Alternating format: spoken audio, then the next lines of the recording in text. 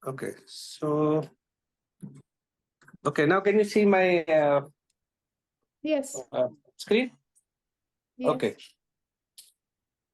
Okay, so now today my topic is about the cervical disc issue and how we approach. So let me start with the simple basic idea. So first of all, I like to thank my teachers who are the people who stood there and they teach me about the different technique. So Dr. Patel and Dr. Kothari, they are my teacher in interventional pain management. And then Dr. Gore, he is one of the pioneer of transfemoral endoscopy for the lumbar spine. And then Anthony Young, we all know he is also the pioneer. And then Dr. Nadkani, he is my pioneer for the endoscopic cervical discectomy, anterior approach. And Dr. Lim is also my teacher for PSLD surgery. And I'm also very thankful to my friend, Mr. Pong. I learned most of the trick and techniques of posterior cervical and the posterior lumbar and the thoracic discectomy. So now let us start with a question from the patient that what, so you know what happens when a patient comes to you, patient need relief from the doctor and they are not very much interested in knowing that which technique or what form of technique and like what kind of big qualification you have. But you need to understand that all the patients who come to us, they need a relief, and it's our responsibility to treat those patients in a way that we will be able to give them a good relief. So, we always say that first of all, whenever the patient come to us, so we always have a problem to identify that what is a pain generator, and for that we need to go to a basic. So we should ask ourselves this question: that do we need surgery in all the patient? And the answer is absolutely no. So for that, I'd like to go to some basic issues, and then this will make the understanding of the disc pathology, especially the cervical disc pathology, more clear. And then we will be able to understand that what works in each kind of patient. So now, if you see that whenever the patient is having the disc herniation, so the disc can produce two kind of symptoms. One is a discogenic pain. So discogenic pain means the patient will have either the neck pain or maybe the interscapular pain, especially cervical area. And if the disc is irritating the nerve, then the patient will have the radiating pain to the arms. So now we talk about this two group of patient that when the patient is having the radicular symptoms, so we need to check whether this is more because of the inflammation or more because of the compression. So if the patient is having the motor weakness or the reflexes are down, it means the compression is more, and it means we need to decompress the nerve root or the spinal cord. And there are second group of patients who are having the chemical irritation because of the inflammation. So now this is a very, very important aspect here that no radiological test will show you about the inflammation. And this inflammation is the effect of the chemicals which are there inside the disc. So when patient is having more inflammation, it means they are having the more pain. And that is the reason if you just do a simple intervention or maybe like just you can try the conservative treatment, those patients will do very well. So again, any patient when it comes to you, you have to check whether the pain is because of the inflammation or the compression, and depending upon that, you have to choose the intervention or surgery. So now we have identified that we know that what is the reason for the inflammation. So especially it's a proteoglycans A2, and this proteoglycans A2 is responsible for majority of the inflammation because the content of this proteoglycans A2 is almost 10,000 times more in the disc than in the blood. So you know what happens because of first time leaking of the disc, it will produce intense inflammation, mainly because of the cytokines and mainly because of the proteoglycans A2. And this produces intense inflammation, and the patient is having the most severe pain of the lifetime. And those patients are not able to tolerate, and usually no other medication works. So it's a time which we buy in the form of giving the rest and doing the physiotherapy or giving the some anti-inflammatory medication, or maybe steroid injection, or maybe root block, or maybe the epidural injection. So this reduces the inflammation and the patient get the relief. So this inflammation usually it's going to go away with the time unless there is a trap fragment. So the trap fragment means the disc fragment which goes out from the nucleus, it will get stuck in the annulus and it will get stuck in the annular tear, and it will keep on producing the inflammation, and this will not be relieved with medication, because it will keep on producing the inflammation, because this small disc fragment it will remain inside the annular tear, so it will not let the annulus to heal, and it will be the persistent stretching of the annulus, and this will lead to persistent pain.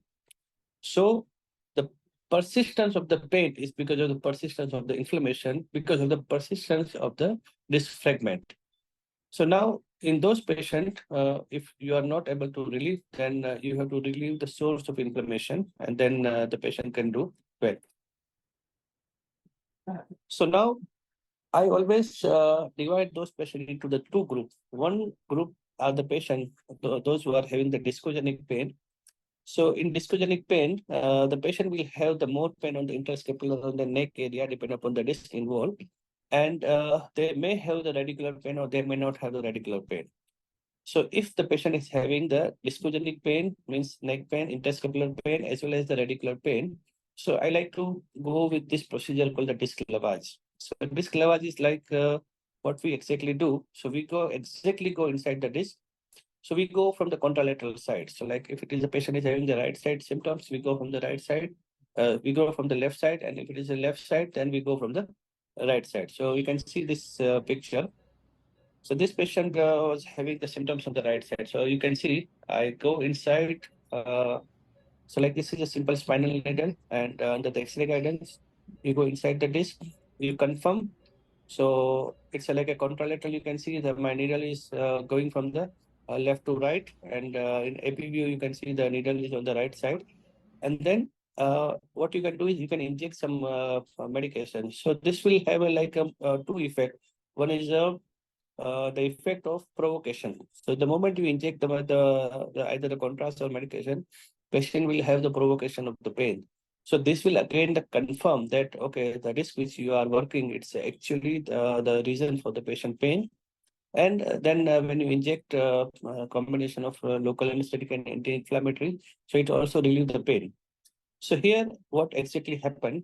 That whenever you inject that inside the disc, so what happens, and you have to go posterior to the annulus. So what happens that this medication will act as a lavage. So it will wash all the cytokines. And what happens? This is even better than doing either the root block or the epidural block, because this injection will take the same path of inflammation, where the medicine will go inside the disc, and then it will traverse through the annular tear to the PLL, and it will go to the epidural space, and it will go to the root. So this will have the exact location from where the inflammation is started inside the disc. So you are putting the medication exactly inside the disc. And believe me, this is one of the most satisfying procedure, because this will take care about the discogenic pain. So in the neck, it will be like neck pain or interscapular pain. And when the drug is going out, it will take care about the inflammation to the root also. So this is one of my very favorite procedure, and this can be done under local anesthesia, and the patients are usually very fine after the procedure. So otherwise, doing the simple epidural or other adhesiolisis or whatever the procedure, they take care more about the radiculopathy, not about the interscapular or the neck pain. So you can see this is my needle position. So you can see this is a contralateral side. So this is from the left to right. And my needle is exactly at the posterior vertebral line. So this is exactly at the area where you have injected the medication. So the medication will go more to the anterior epidural space. So this is the only way that you can reach to the anterior epidural space by injecting inside the disc. Otherwise, mostly the epidural injection, it reach either to the lateral epidural space or to the posterior epidural space, but hardly it reaches to the anterior epidural space. So now this is one group of patients. Now there are another group of patients, those who are having the radicular pain. So in radicular pain, we like to do more called the neuroplasty procedure. So in neuroplasty, what we do, so again, we go posteriorly from the posterior side, and we just inject with the catheter, inject the medication inside, and it will reduce the inflammation, it will reduce the adhesions. So the cervical injection is more for the we can say it's a posterior cervical injection or epidural injection is more for the radicular pain. So now we have one more group of patients, those who are having the big disc and the patient is not improving after the epidural injection or any other conservative management. So this is like an anterior cervical discectomy. And in anterior cervical discectomy, what exactly you can do is you can remove the bulge while directly going inside. So this is a very safe and precise procedure, and you can remove the fragment directly under endoscopic guidance, and you can also inspect now root which is free after doing the removal of the fragment. So again, these are always under local anesthesia, and this is we are using the 4.7 millimeter endoscope. So like it's like a very small incision. Usually it's a daycare procedure, and the complication are much less than any other surgical procedure if you do it or if you know it how to do it, and it also avoid the fusion and all the related complications related to fusion. So this is one of the very good indicated procedure, and this is having the excellent effect. So I'm just going to go more detail about this. And so like you know that once you don't use the instruments and the implants, then it has several benefits like the preservation of the segmental motion, it prevention of the existing segment, and it avoids the risk related to hardware. So here the most important thing is like when we are going from the anterior side, so we are not removing the disc which is in the center or in the anterior. We just go directly to the area which is below the annulus, that is a subannular area, and then we directly go to the fragment. So you have to target that fragment nicely. So like about the technical aspects, so this is the position. The most important is to keep the shoulder away, because if you have the level at C5, 6 and below, then you always have a trouble that shoulder will come in between and you may not be able to visualize your instrument nicely. So you have to give little traction to the shoulder. So like this is the way we are preparing the patient. So normally we can explain this procedure to the patient nicely, and once the patients are okay, then it's very advisable to do like this, and then I can show you the few patients. So like this is one of the MRI where the patient has a weakness the left upper limb, and so you can see the big fragment. So now the most important aspect is a needle entry. So like in needle entry, what we have to do is we have to take care about the three most important structure. One is the trachea, one is the carotid.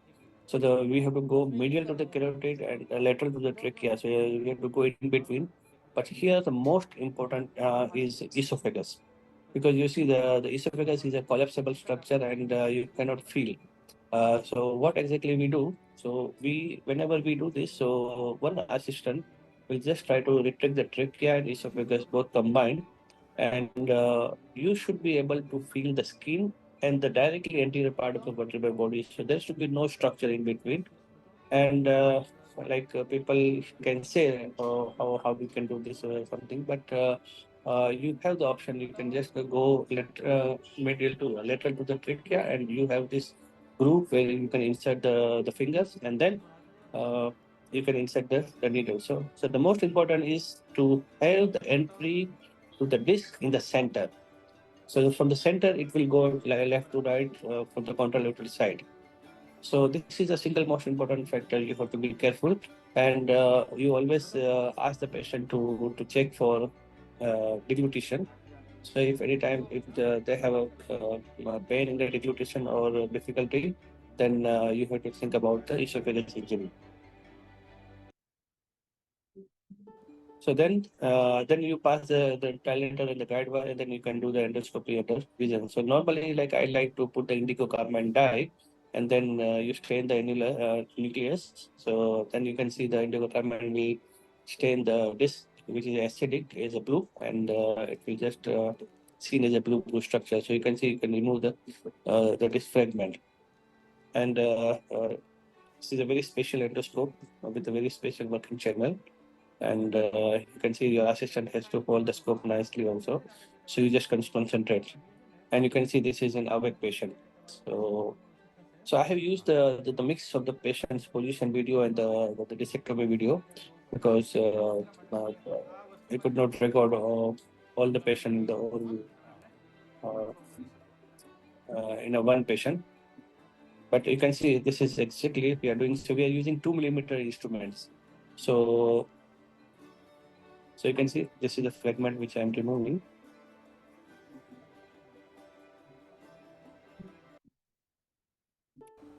So you can see this is the depth of the instrument. So you can go to the half of the facet. So this is like a maximum allowable limit, and you can do it nicely.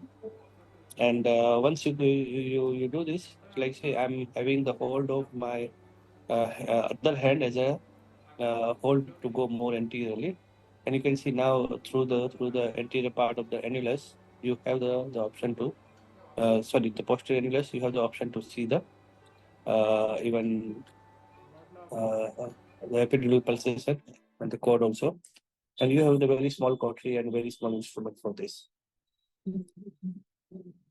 And you can see that through the posterior annulus, you can visualize the pulsation of the spinal cord inside. So you can see this is quite visible, and see depend upon the MRI, whatever the fragment you wanted to remove, and you check your instrument depth. So that is a confirmation. You can check with the hook, and you can try to search for any remaining fragment. So if it is not there, then when you see the pulsatile spinal cord, it means your procedure has been done. And here your patient is awake, so even you can ask them to have the movement of the hand and check for the relief in the pain or not. Because this is like is going to give you the immediate relief in the pain. And you can see this is the very small scar for the patient. And usually the patients are immediately symptom free. And you can see these are the post-op MRI. So the fragment which was there, we already removed the fragment. Okay. So these are some other patient where they have a kind of a traumatic myelopathy, and we did the same endoscopy, and the patient had a great improvement.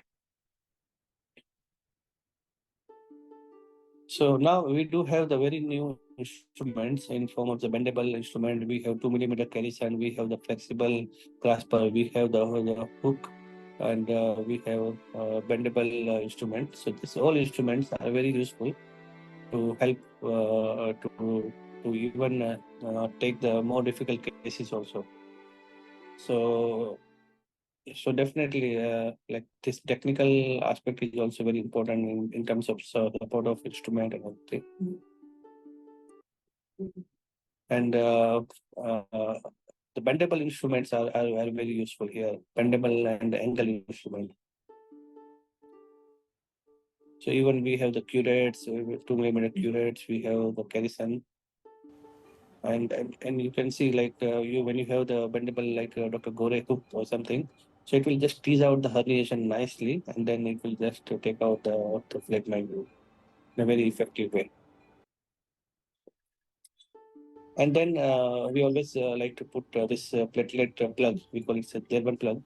It's from the area or the institute where it was developed by Dr. Gore, Dr. Nadkarni, who are my teacher.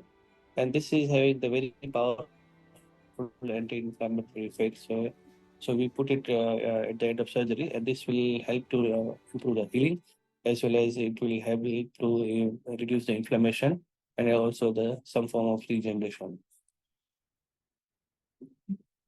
So now there's the one more group of patients, those who are having the pathology posterior to the spinal cord and in the lateral canal. So here we like to do the percutaneous uh,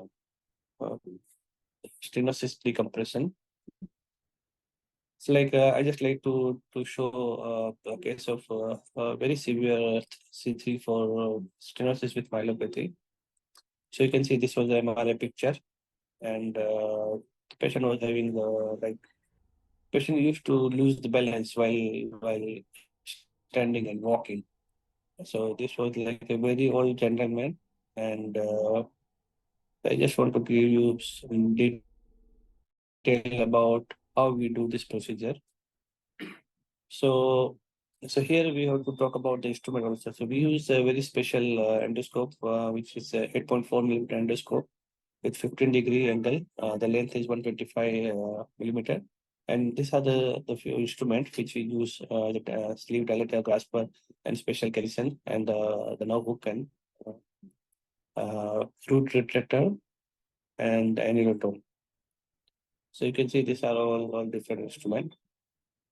So in operative technique, so normally I like to do all this under local anesthesia because the local anesthesia is having advantage that all this patient you can just see as a you can check the neurology, and we know that awake patient is the best neurological monitor. So you can see this is a lateral picture, and then you can see how we do this. So you can land, and then you can use the radio frequency. So first you check you are on the bone and over the lamina, and then you find out the bone. So normally, like we like to go to the V point junction between the upper and lower lamina. And you see, with any instrument or with the radio frequency, we always confirm that we are landing. We have already landed on the bone, and then once you know where you are, then you start drilling. So we are using the high speed drill system,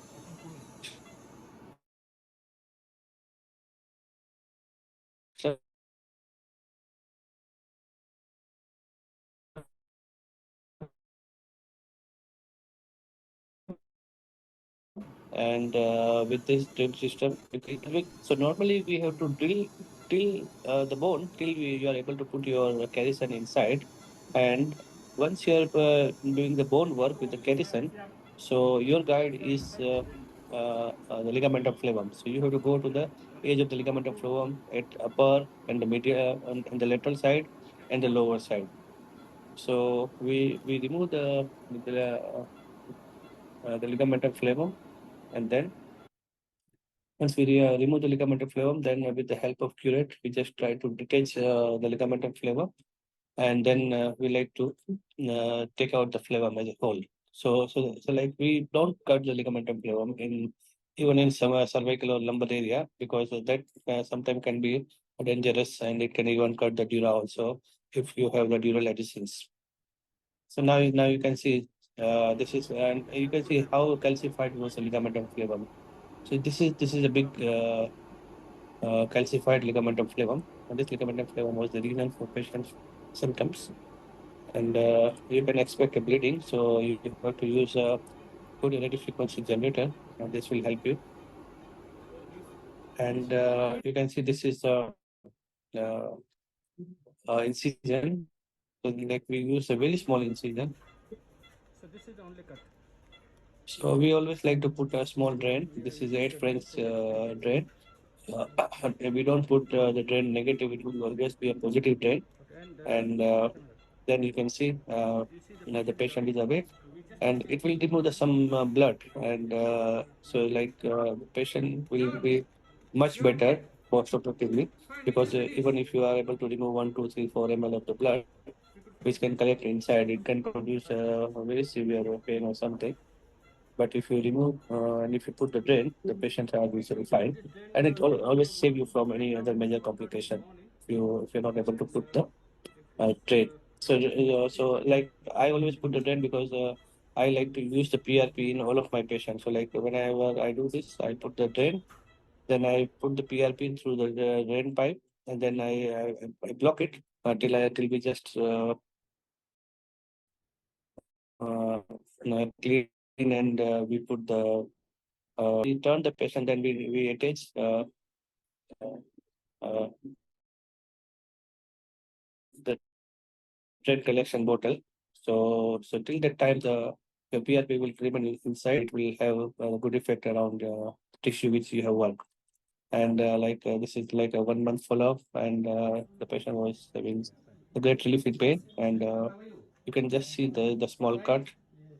And okay, so you see this is the scar for So you can see this is only small cut. we did it.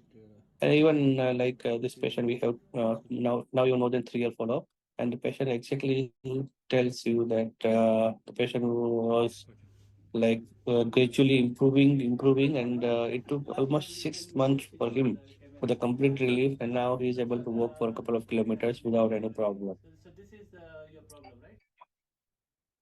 So now there is one more group of patients where you have either the foraminal or the lateral disc, and the patient is having the discogenic pain as well as the pain going down to the arm. So those are the patients even you can do very nicely, especially the foraminal disc with posterior endoscopy.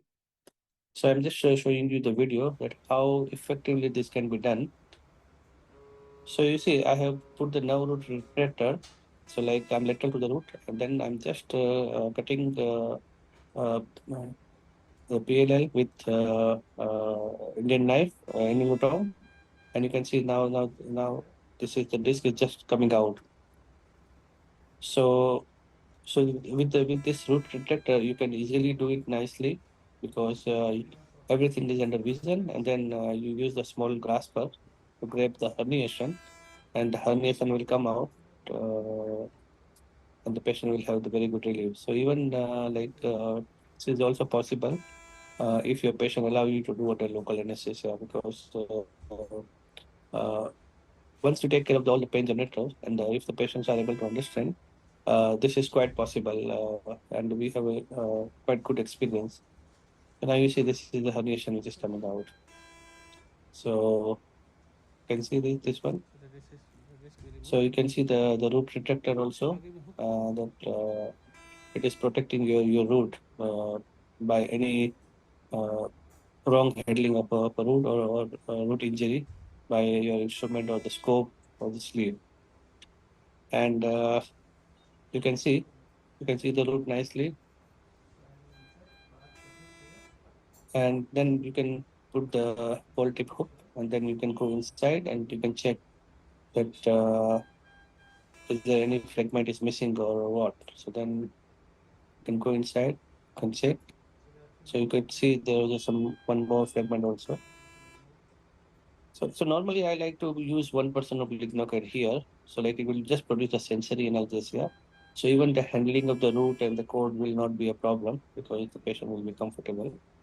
And then you can just grab this the second piece of the disc here nicely.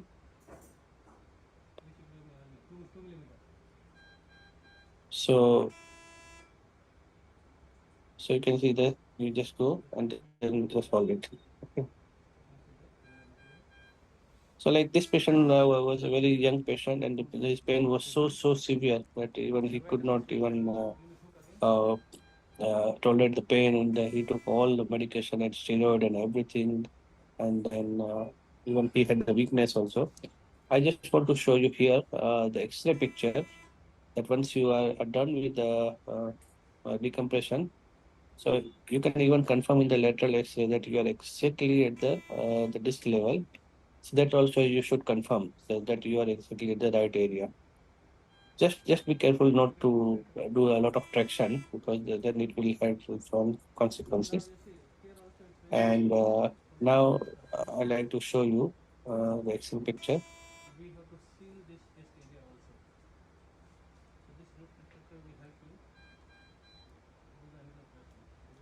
So you see, this is how we apply the root retractor. Okay, so this root retractor, you can effectively retract the root, and you can even work without having any problem. And then you can confirm in the lateral view also that where exactly you are.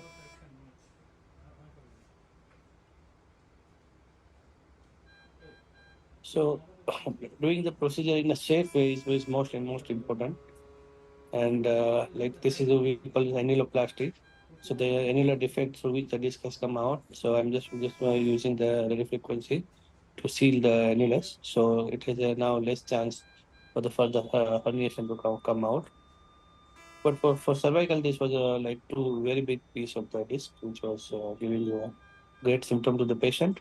But now once you have done uh, discectomy, so this will not create the problem to the patient. And in fact, the patient was immediately had a very good improvement. And now here I want to show exactly the.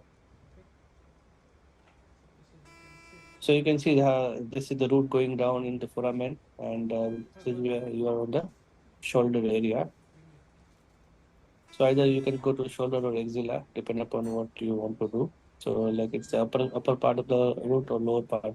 Normally, in case of upmigrated herniation, you go to the upper part, and now you see the X-ray. So this is exactly what I want to show, that you are exactly going inside. Okay, so you are at a disc level, and your approach is good. And now there are some group of patients, those who are having the only radicular pain, and they have like very tight foramen because of the stenosis. So in those patients, you have to do a cervical foramenotomy, where you have to do some bone work by using the drill. And you can see this is how effectively we are able to make the root free. So so doing this procedure in indicated patients. So here we don't like if I'm going to do the bilateral decompression, my entry will be more medial, like it will be the more medial at the spinal laminar junction. And if I'm doing the only the foramenotomy or more one side work, then I will just go at the medial edge of the pedicle, and then I will just drill here.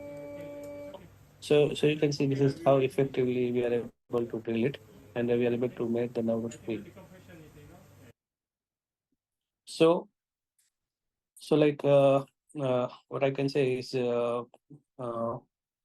especially in cervical area, we have to be conservative as much as possible, and we have to do intervention or endoscopy or surgery only if it is your conservative trial fails, because the cervical is not as much weight bearing area compared to the lumbar, and cervical has a large option for the accommodation of this herniation. So usually the patients are having the less cervical issues as compared to the lumbar. And the local anesthesia has many advantages, like you can do under local anesthesia. So you can monitor the patient, and you can know the neurology, and whenever you are at the wrong place, you can even confirm your wrong place with the patient also, and the patient can report you in case of any issue is there.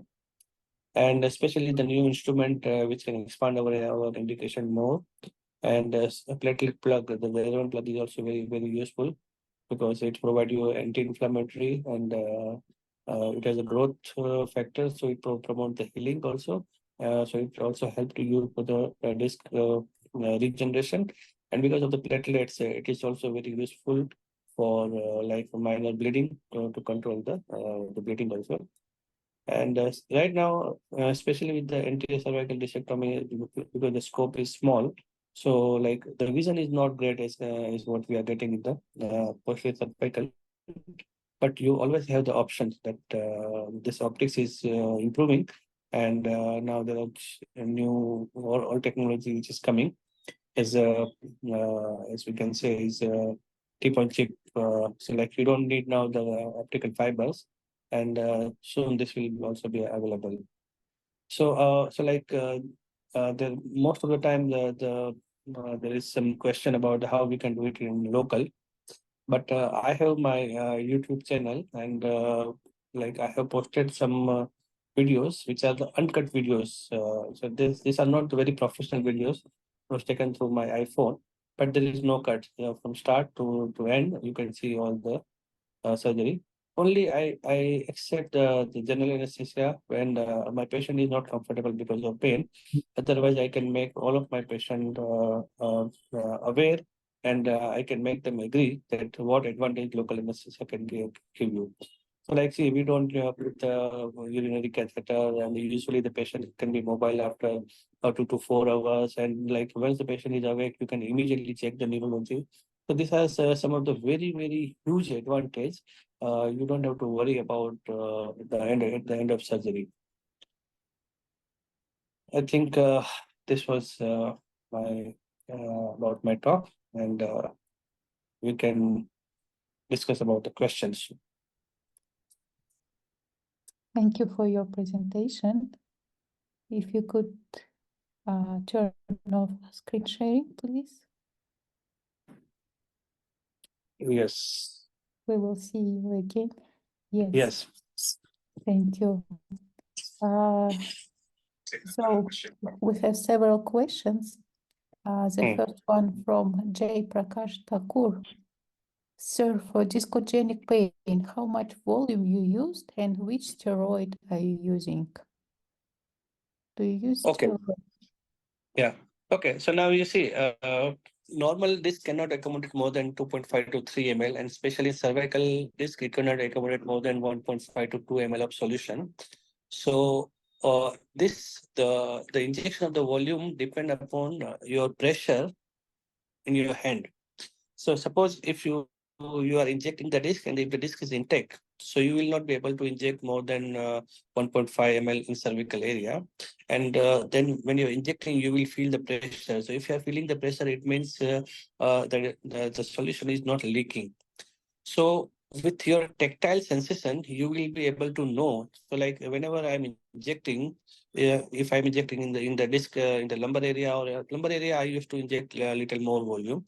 But normally in cervical area, I take around 5 ml of solution, and I like to inject particulate steroid.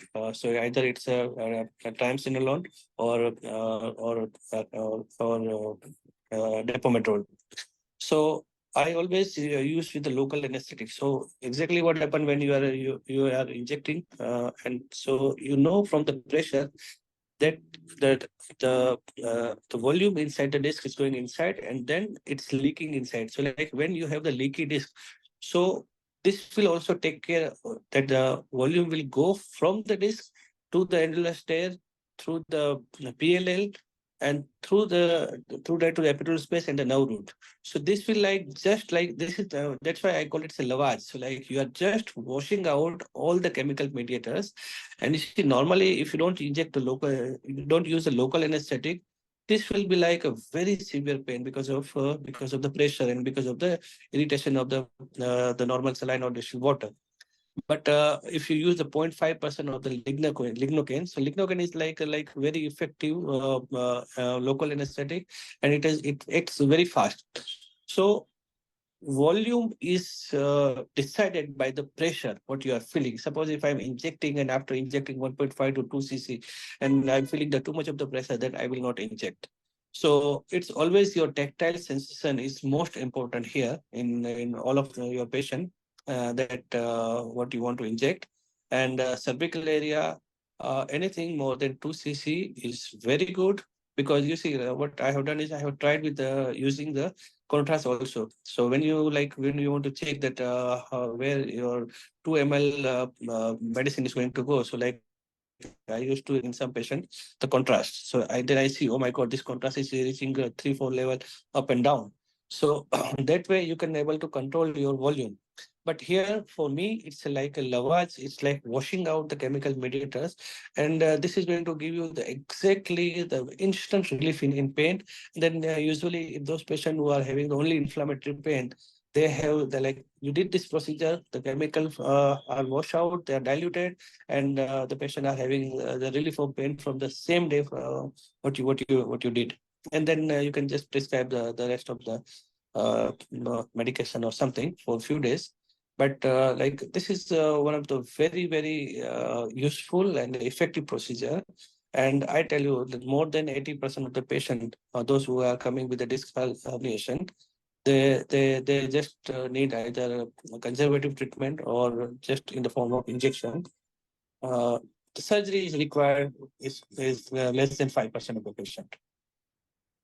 Okay. And what about steroids? Do you use So it's DEXA? yeah, no. I always use the particular steroid, because you see there are studies also which is showing the particular steroid it acts as a local anti-inflammatory, and the effect like even the particular steroid I had come across some paper where it shows that it stays inside the epithelial space for more than 2 months, 2 to 3 months also. So we want a local anti-inflammatory effect. The like anything which is liquid soluble, so it has a more of a systemic effect, and here we need more of a local effect. So, and when you are going inside the disc, so you don't have to worry about this is going to go to the any blood vessels, because the disc is avascular and neuronal. So you are not worried about leaking this the particulate contrast to the any blood vessels. Okay, thank you for your response. Dr. Barat commented great work. And Dr. F. Can Erishken wrote, Sir, thank you for your excellent lecture.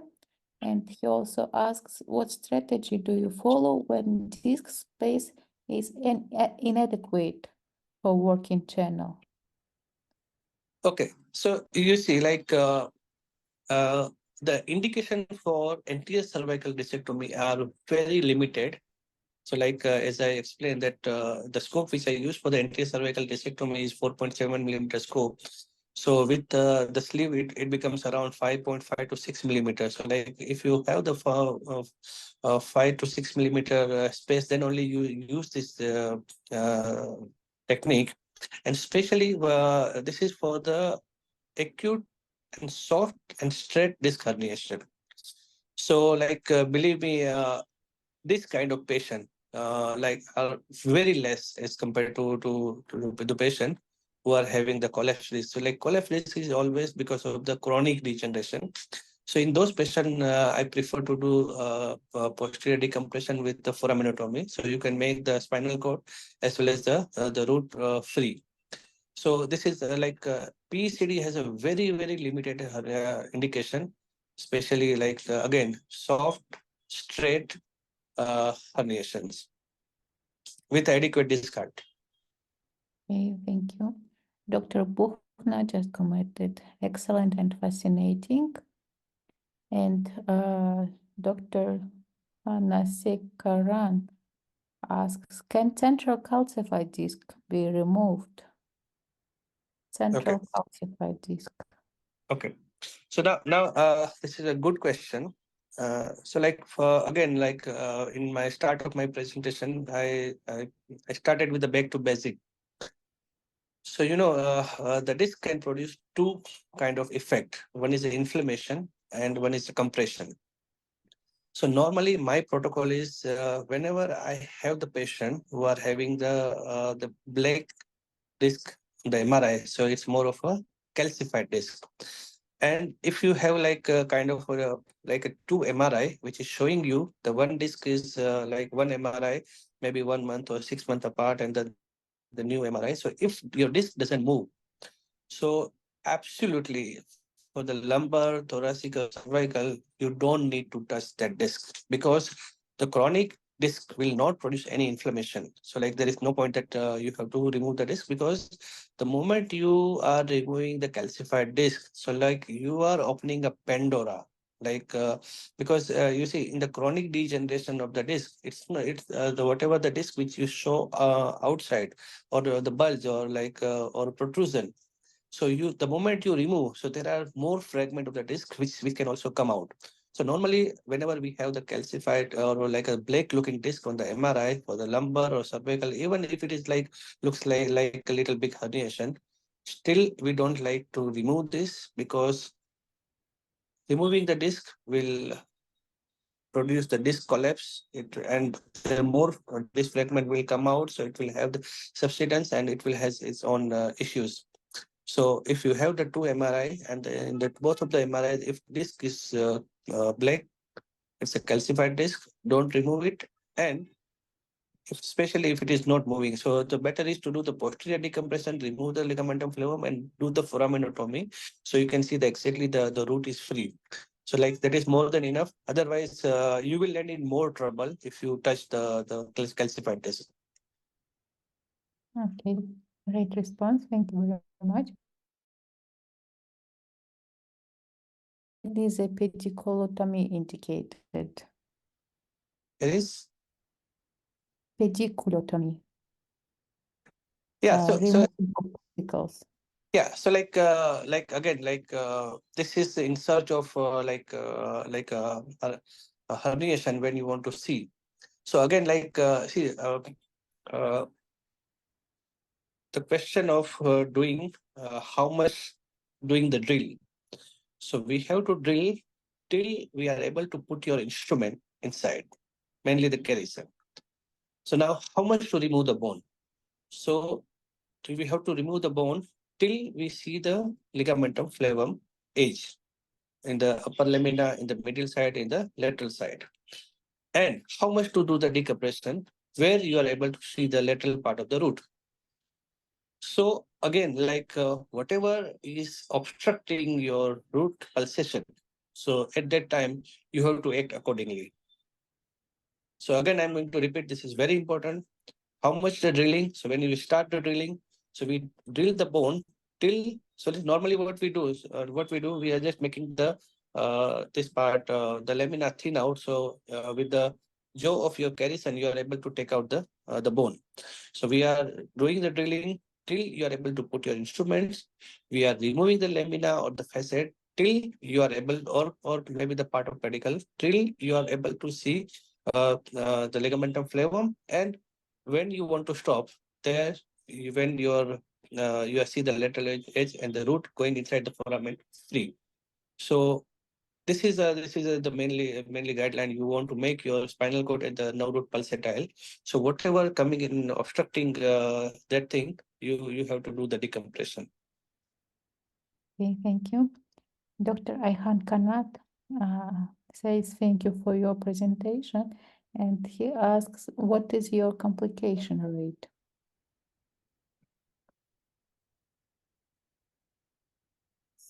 For like cervical, Probably see, cervical.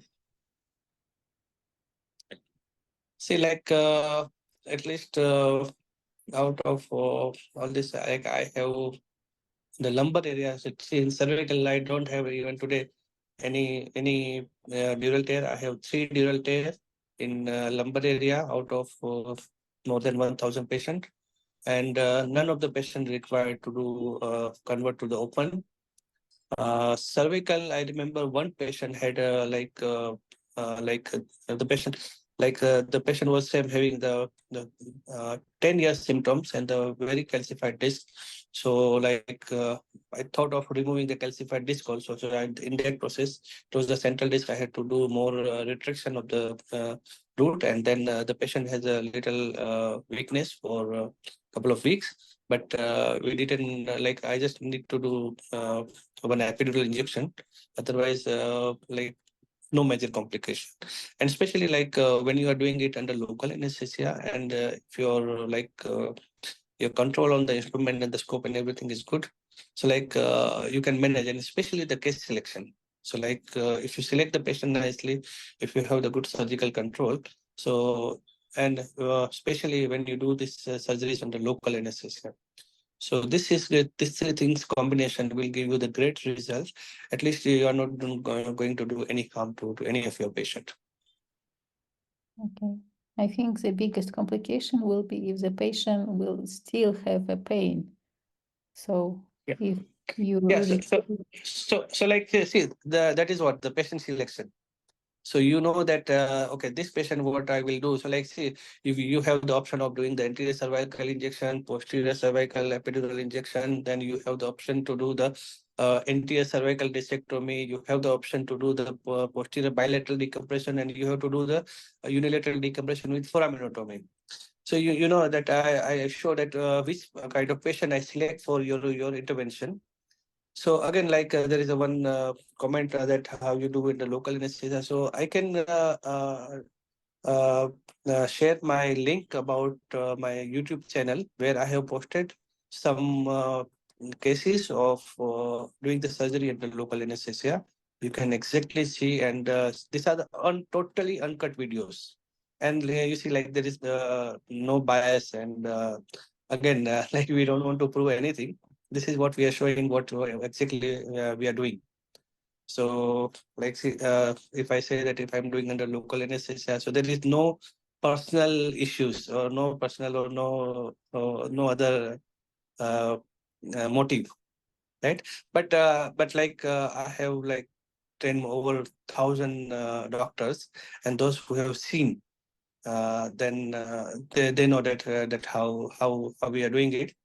Because we also run the academy for the training of the endoscopy since almost last 12 years. Mm. So, so I don't know, but like we have the good fan following in part of Asia, especially Gulf area, India, and around countries. Even I have a good friend in Uzbekistan, Kazakhstan. They have many of the people have come to our courses also. That's great and very fascinating. Thank you. Mm. So Jay Prakush Thakur again asks, can we do discogenic lavage in lumbar area also? Discogenic injection, yeah. See the principle remains same. That if you just give the epidural injection or the root injection, it will take care about the root inflammation. But what about the inflammation which is present at the level of annulus, at the level of PLL, and at the level of anterior epidural space? So believe me, this doing a disc injection is much useful, and you will have the wonder result if you do the disc injection in all of your patients. Thank you. By Bhandari, I'm sorry if I pronounce it wrong, says great presentation as always, sir. And Dr. Yaksh also says excellent presentation, sir. Dr. Kruti Sundar Mandai says excellent presentation and inspiring one. Dr. Efecan Erishken asks, and what is a target point for posterior transforaminal discectomy? Okay, so see normally the posterior discectomy, our target is medial pedicular line. Like we come little lateral. So that also depend. Like if the patient is having the stenosis, and then so like if I want to do the stenosis decompression as well as like a discectomy. So if I am doing the bilateral decompression, my entry is most medial spinolaminar junction, upper spinolaminar junction on the medial side. So I will be most close to the spinous process in the midline. And if I'm doing the discectomy, so I will go exactly to the medial pedicular line, and then you just start drilling, and then you just try to explore the lateral root, and then either in the upper part of the root or lower part of the root, depending upon the up migrated, down migrated, or straight herniation, you get the disc there. So the answer is medial pedicular line.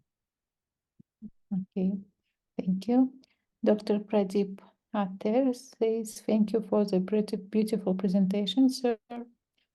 And you already answered about local anesthesia in cervical spine. Oh, yes, you wanted to share a link from your YouTube.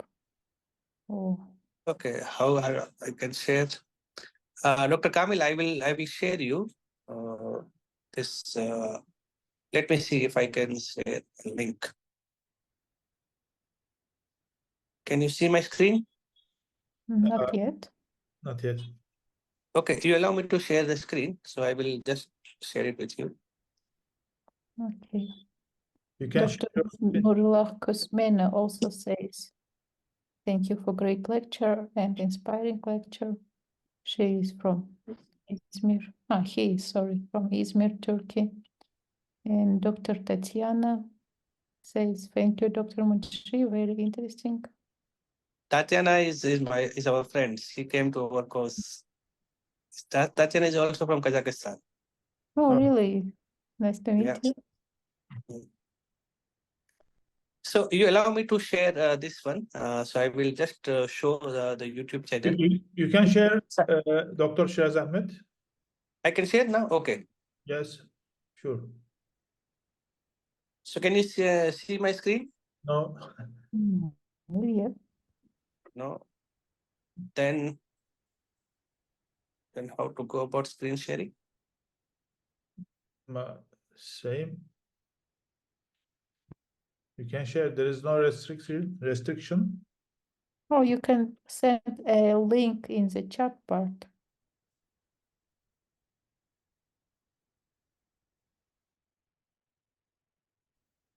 It could be better.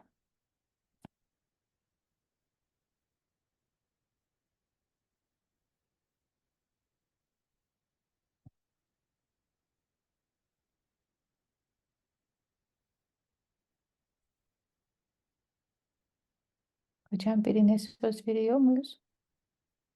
Sorry. Birine söz veriyor muyuz? Ee, vereceğiz.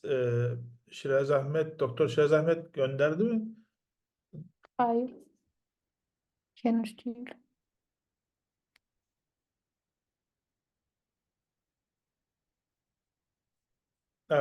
Dr. Shirazahmed, you can send me from WhatsApp if you want. I can share.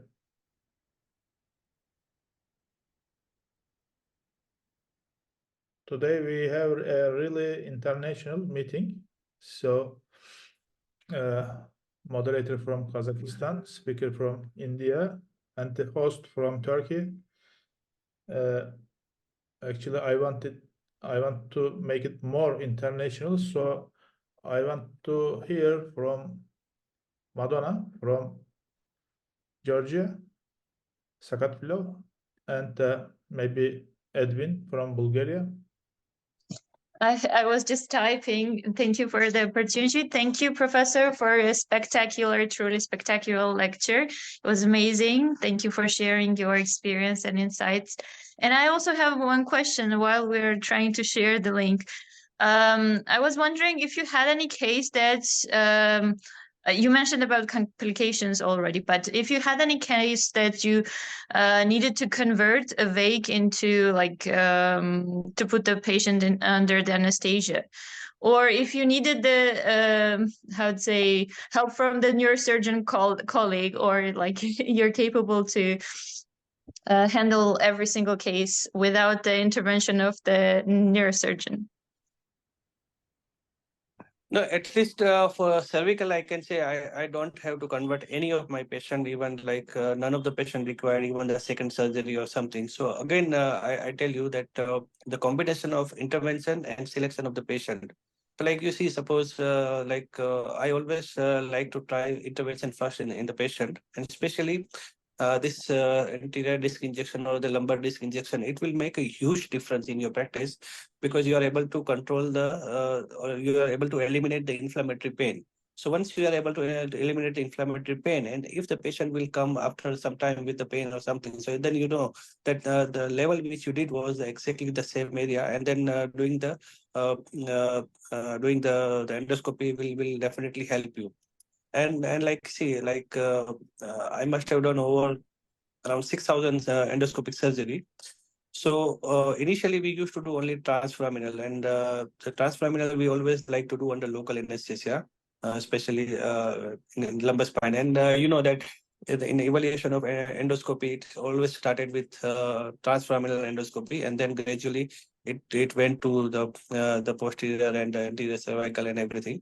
So again, I will tell you one thing, like like I have like I follow this line. If you cannot win the race, you don't participate.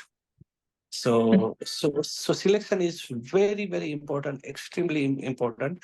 And this is something there was a very good question about calcified discs, so what to do, and whether to touch it or not. So this the start of my presentation, I show you the list of my teachers. So I'm a very slow learner, but I always believe that anyone can teach you some good points. The Almighty Allah has given something which everybody can learn from that particular person. So I learned, like I practiced for 3-4 years for only for the intervention. Then I venture into the transfemoral endoscopy. Then I find out the limitation for the transfemoral endoscopy. Then I venture into the posterior endoscopy, then cervical endoscopy. So this is like a gradual process which we followed. There are good cases where the endoscopy has no role. So I will always say the case selection and the surgeon factor. These are the two most important factor which you have to follow. So at least for cervical, I'm very particular, and till that there is no patient which we have to convert, and usually it's because of your bad selection, and especially if you select a good patient, you don't have to worry about this. Thank you very much. Thank you. Thank you. And Edwin Vasfi from Bulgaria. Would you like to say something, Edwin? Oh.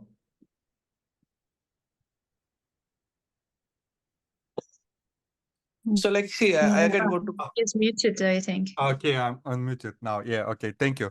So I'm a neurosurgeon from Bulgaria. I do mainly spine surgery also. I do mainly open surgery. But seeing so many endoscopic surgeries from Professor Hasan Kamil Sucu, I have a lot of interest also in learning in that kind of surgery also. I do also a lot of transforaminal injections to my patients in lumbar area. I have not experience in cervical area. Maybe I don't have enough, I don't know how to say, balls to do that still. I need more practice maybe. But in lumbar area, I have also very good patient satisfaction from the injections, from the symptomatic discal herniations. They do very good.